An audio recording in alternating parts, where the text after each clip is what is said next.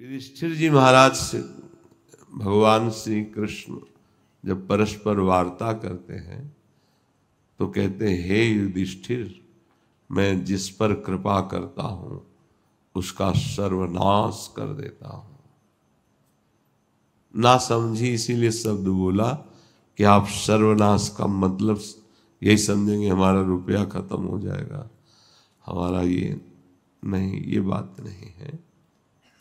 कृपा अम्बरीश जी के ऊपर जो थी उतनी दुर्वासा जी के ऊपर नहीं थी, तो क्या अम्बरीश का सर्वनाश हुआ क्या?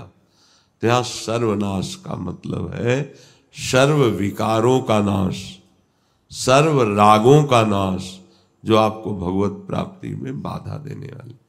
मैं जिस पर कृपा करता हूं उसका सर्वनाश कर देता हूं। तो तैयार रहो होली खेलने के लिए। अगर कदम रख दिया है भगवत मार्ग में तो अब जीवन की होली नंद नंदन के साथ ही खेलेंगे। इसमें भारी से भारी दुख भी आते हैं क्योंकि आपका अंतिम जन्म होगा, फटाफट हिसाब होता है। बहुत बड़े कष्ट को छोटे छोटे कष्टों में शीघ्र से शीघ्र दिया जाता है क्योंकि अब उसका आवागमन नष्ट होगा। इसीलिए जो कम बुद्धि वाले लोग होते हैं वो कहते हैं कि देखो मांस खाता है, शराब पीता है, बड़ी मौज मस्ती में रहता है, माला चलाता है, भजन करता है, संत सेवा करता है और भी धार्मिक कृत्य, बहुत समस्या में फंसा है। नहीं नहीं, अभी तुम जान ही नहीं रहे हो। वो समस्या में नहीं, वो समस्याओं से मुक्त हो रहा है। आई हुई समस्याएं सब नष्ट होती हुई आगे बढ़ रहा है। वो जो है उस समस्याओं का संग्रह कर रहा है, पुण्यों का नाश हो रहा है उसके। पुण्य बल से खूब पाप करता है और जब पुण्य क्षय हो जाते हैं तब पाप का प्रभाव प्रकट होता है। जो भजन करता है, हो सकता है ऐसा, जिस दिन से आप भजन ठानो उसी दिन से विपत्ति प्रतिकूलता शुरू हो जाएगी। हो सकता है और ना भी हो, पर विधान है, हरि का ऐसा खेल है को विपरीतता देते हैं। उपासक को दृढ़ हो जाना चाहिए कि हमारी जो जमा हुई कर्म है, पाप, अब वो जल्दी जल्दी नष्ट किए जाते हैं क्योंकि हृदय में तभी दिव्य ज्ञान दिव्य प्रेम आएगा जब निष्पाप हो जाएगा। जहां भजन शुरू किया तो लोग तुमसे प्यार नहीं करेंगे। हमें संसार के बोलने पर नहीं देखना है। अधर्माचरण करने की चेष्टा करो, बहुत साथी मिल जाएंगे। अधर्माचरण त्याग करके भगवत प्राप्ति की बात करो तो बाधा वाली बातें करेंगे। संसार का ऐसा स्वरूप है। उपासक चार ये जयत खंभ हैं भगवत मार्ग के। धाम, अखंडवास, धाम का आश्रय लेकर बाहर धाम का चिंतन करना, नाम जप करना, ये दूसरा है। नाम जप की चर्चा में आपने सुना,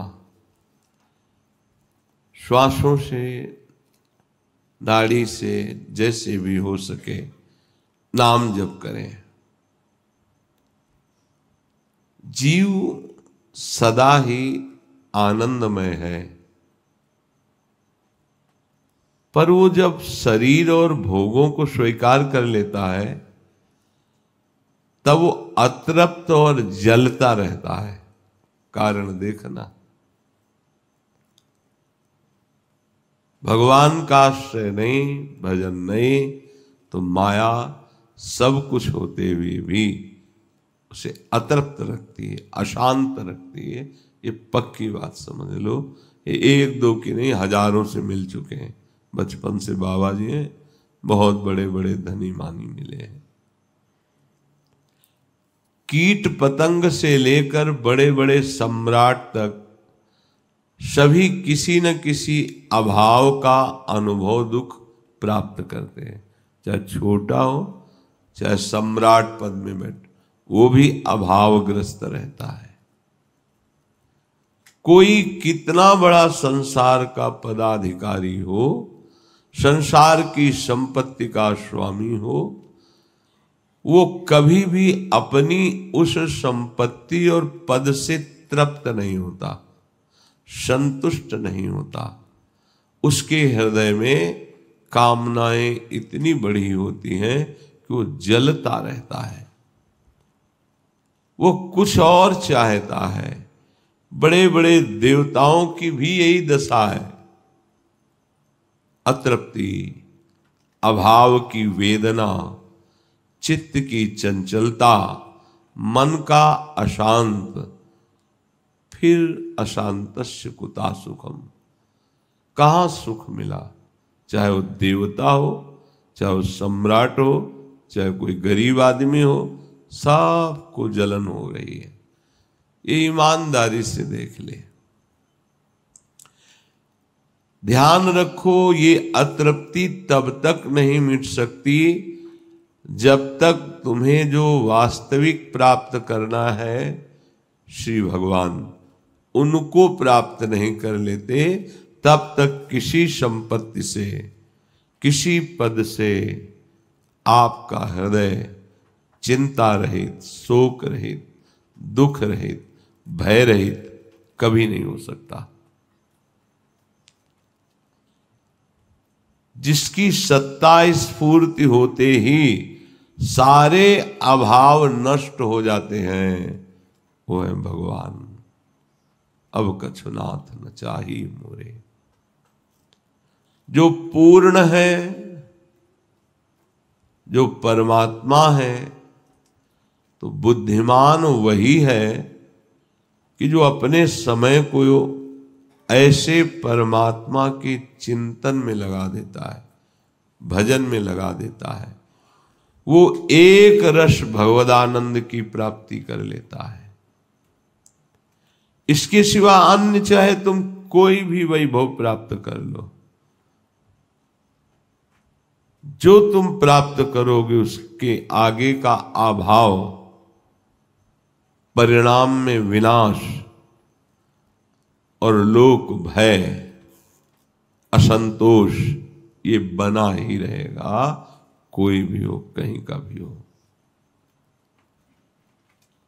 तुम्हारे जीवन की यात्रा विनाश की तरफ चल रही है। ऐसी विनाशशील अपूर्ण वस्तुओं से तुम अपने जीवन को सुखी बनाना, शांत बनाना, पूर्ण काम बनाना चाहते हो, नहीं हो सकता। इसीलिए नित्य सब अतृप्त रहते हैं, अशांत रहते हैं, दुखी रहते हैं।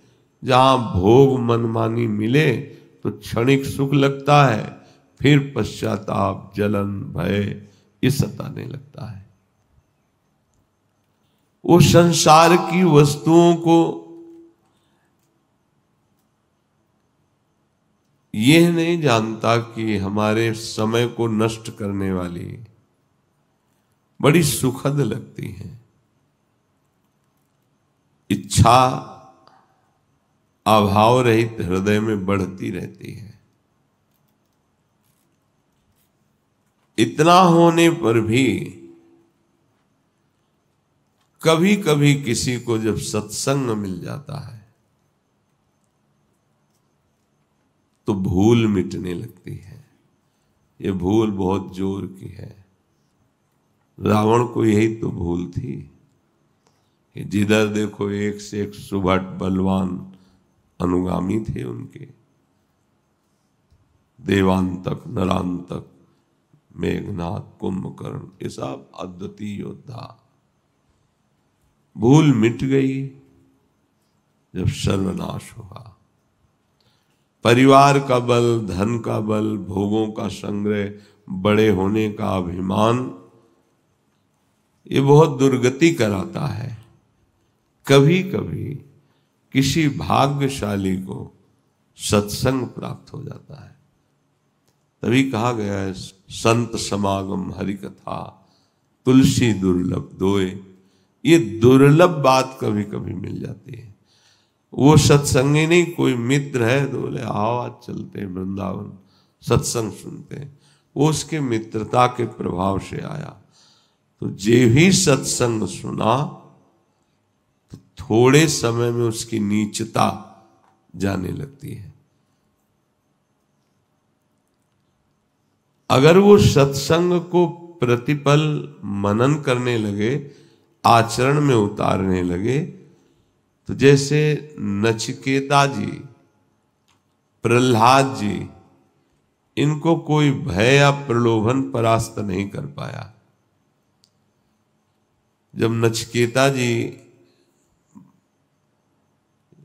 किशोर अवस्था के ही थे तो उनके उत्सव के लिए उनके पिता ने कुछ गौएं ब्राह्मणों को दान की। वो गौएं ऐसी बहुत क्षीण काय थी और अच्छी अच्छी गौएं अपने लिए गौशाला में रखे थे। तो सब ब्राह्मणों के सामने नचिकेता ने कहा, पिताजी इसे उत्तम दान नहीं कहते, आपने अपने लिए तो बहुत दुग्ध वाली और स्वस्थ गौएं रख ली और ब्राह्मणों को आप ऐसी गौएं दान करते हो जो दूध देने में समर्थ नहीं, जो गर्भ धारण करने में समर्थ नहीं, शरीर कृश है। ये दान तो नहीं हुआ और ये मुझे अच्छा नहीं लगा। अब आप उत्तर दीजिए आपने ऐसा क्यों किया। तो बड़ा बुरा लगा ना समाज में ब्राह्मणों के सामने। तो उन्होंने कहा कि हम तुम्हारे प्रेम में बंध करके, पुत्र प्रेम में बंध कर ऐसा किया है। तो गौएं हमारे लिए की है तो हमारा जीवन किसके लिए? तो उनको गुस्सा आया, उनका यमराज के लिए है। अब वो सिद्ध पुरुष थे उनके पिता, सीधे यमपुरी पहुंच गए नचिकेता जी। यमपुरी में गए तो निरपराध थे ना, तो इनका सम्मान यम की पत्नी ने अतिथि भाव से किया और कहा इस समय यम यहाँ उपस्थित नहीं है, ब्रह्मलोक गए हैं, जब आ जाएंगे तब आप संभाषण करना। कुछ समय में भगवान यम पधारे, देखा तेजस्वी ब्रह्मचर्य से युक्त और ब्रह्म ऋषि, आदर सत्कार किया। नचिकेता ने भी प्रणाम नमस्कार किया। तो उनका तुम किसी दंड के द्वारा तो यहां लाए नहीं गए हो, पिता के शाप से तुम यहां उपस्थित हुए हो। मैं जानता हूं तुम निरपराध हो और सत्य हो, इसलिए मैं तुम्हारा आतिथ्य सत्कार करता हूं। तुम्हें जो चाहिए वो मांग लो, मैं वो सब प्रदान कर दूंगा। नचिकेता जी शांत बैठे रहे। तो उनका मैं तुम्हें भूमंडल का चक्रवर्ती सम्राट बनाता हूं, बहुत सी सुंदरी स्त्रियां तुम्हारी सेवा में रहेंगी, सारे रत्न वैभव तुम्हारे होंगे, पूरी प्रजा तुम्हारे अधीन होगी, तुम स्वीकार कर लो। तो उनका भगवान हमने सुना है कि आपको भागवत धर्म का ज्ञान है और अध्यात्म विद्या का भी ज्ञान है, तो मुझे अध्यात्म विद्या चाहिए। वह नहीं, जो हमने कहा ये सम्राट पद, ये सुख सुविधा स्वीकार कर लो और जाओ। तो उनका भगवान जब आप देना ही चाहते हैं तो मुझे अध्यात्म विद्या दीजिए, भागवत धर्म दीजिए, ये नहीं। तो उन्होंने कहा मैं देवराजेंद्र का पद और उनके समान भोग वैभव और जैसा उनका शासन चलता है ऐसा ही तुम्हारा शासन चलेगा। मैं तुम्हें देवराज इंद्रपद त्रिभुवन का पद प्रदान करता हूं। तुम अध्यात्म विद्या के विषय में मत जानो, तुम ये स्वीकार करो और भोगो। अब तो और जिज्ञासा बढ़ गई। बोले भगवान मुझे देवराज इंद्र पद नहीं चाहिए, मुझे कोई भोग नहीं चाहिए, मुझे ज्ञान प्रदान करें कि मेरा स्वरूप क्या है, उसका कैसे बोध होता है, आत्मज्ञान। कई प्रलोभन दिए, जब देखा नचिकेता जी ने कुछ स्वीकार नहीं किया, तब उन्होंने कहा तुम सच्चे अधिकारी हो ब्रह्म विद्या के, अब कुछ ही दिनों में तुम ब्रह्म विद्या के पारंगत अनुभवी महापुरुष हो जाओगे। तब नचिकेता को प्राप्त हुआ। देखो, लोक सुखों की, भोग सुखों की अगर वृत्ति लालसायुक्त है तो ना तो शुद्ध ज्ञान होता, ज्ञान की बातें होती, बोध नहीं होता। परमार्थ की बातें होती, परमार्थ में चलना नहीं होता।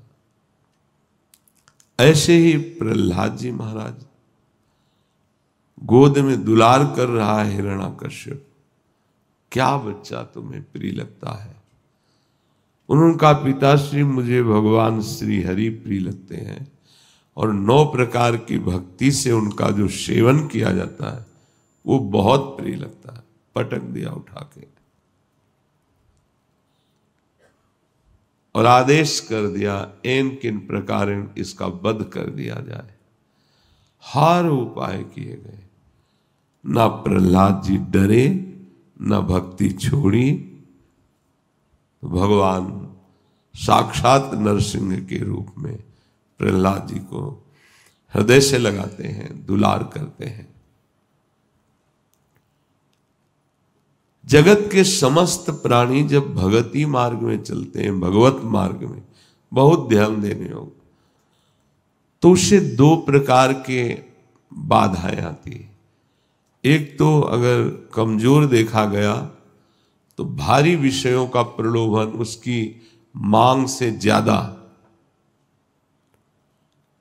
अब वो उन विषयों को देखकर उनका स्वामी बन करके उन्हीं के भोगने में लग जाता है, मार्ग छूट जाता है।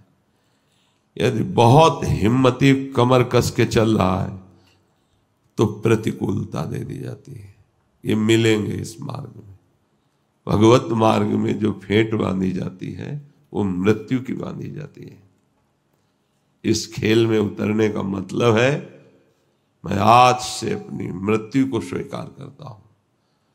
कितना भी कोई कष्ट हो, भगवान का भजन नहीं छोड़ूंगा, भगवत मार्ग नहीं छोड़ूंगा, चाहे कदम कदम पे मिटा दिया जाऊं। ऐसा दृढ़ निश्चय ही चाहिए। ऐसा भक्त तो प्रलोभनों में तो गिरता ही नहीं है, लेकिन विपत्तियां, विपरीतता, कदम कदम पर दुख, ये पक्का समझ लेना, पक्का। और अगर श्री कृष्ण से प्यार किया, अब मुझे श्री कृष्ण ही चाहिए।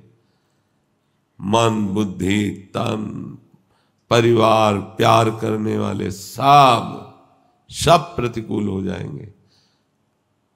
तो ये अकृपा थोड़ी हो रही, इसी का नाम कृपा है, क्योंकि सबका संबंध छूटकर एकमात्र प्रभु से। घबराना नहीं कि अब तो हमें बैलेंस बना के चलना है, ऐसी भक्ति करनी जिसमें ये सब ना आवे। नहीं, अपार सुख भी रहता है, ये बाहरी बातें रहती हैं। आंतरिक ऐसा सुख मिलता है, अब हम कैसे, वो शब्द नहीं है कि कष्ट, विपरीतता, ये प्रभु से अधिक प्यार दिलाने वाली है। ये हमने देखा है। कच्चे घड़े हो तो फूट जाओगे, अगर पक्की निष्ठा है तो रस भर जाएगा। चाहे जैसी, बड़े बड़े महापुरुषों को देखो।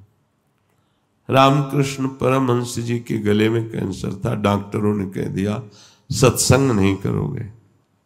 उन्होंने कहा हमारा जीना भी किस काम का, सत्संग तो होगा चाहे कैंसर बढ़े या मिटे।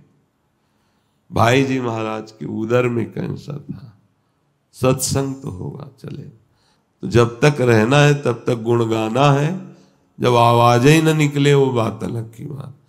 कदम पीछे नहीं, ये सूरवीरों का मार्ग है, कदम पीछे नहीं।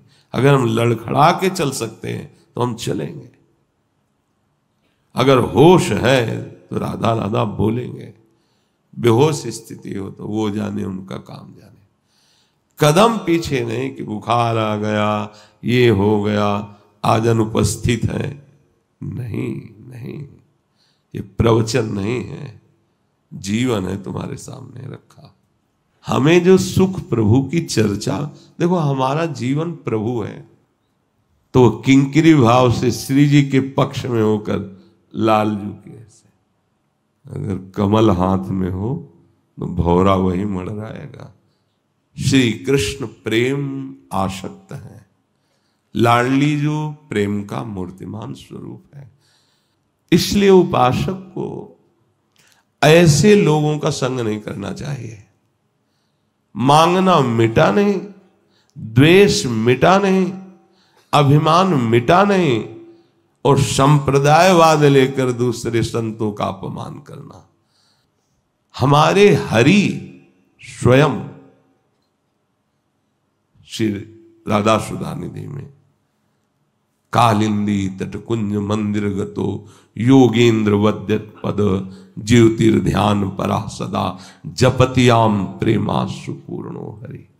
राधा राधा राधा जपत हरि विवश तव नाम प्रतिपद विमल मनुष्य तव ध्यान ते निमिष नहीं टरिबो। लालजू यदि राधा राधा रटते हैं तो लाडली जू भी रट रहे हैं। श्यामेति सुंदर वरेति कोटि कंदन। तो यहां कह रहे हैं कि कोई बिरला ही चलता है, फिर चलने वालों में भी कोई संप्रदायवाद लेकर के झगड़ा झंझट करता है, और कोई दलबंदी करके वैष्णवों का अपमान करता है, कोई अपने साधन को बड़ा समझकर दूसरे साधन की निंदा करता है। आज दुनिया में इतना पाखंड फैल रहा है, इतना मत मतांतर फैल रहा है, इतना विवाद फैल रहा है कि चैन से नाम जपने ही नहीं दिया जा रहा।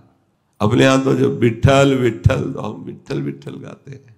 कुंज बिहारी श्री हरिदास, तो पहले ही बोलते कुंज बिहारी श्री हरिदास। हमें तो बिल्कुल भेद नजर नहीं आता, और अब हमें कोई समझा सकता नहीं है। ये हमारा प्राण है। प्रभु श्री कृष्ण ने युधिष्ठिर से कहा था, हे युधिष्ठिर, जब मैं किसी पर कृपा करता हूँ तब उसका सर्वनाश कर देता हूँ। जैसा कि पूज्य महाराज जी ने समझाया कि सर्वनाश से तात्पर्य है उस व्यक्ति के समस्त अवगुणों का नाश, समस्त विकारों का नाश। ऐसे हैं हमारे कृपालु दयालु प्रभु श्री कृष्ण। इसलिए प्रेम से बोलिए जय श्री कृष्ण।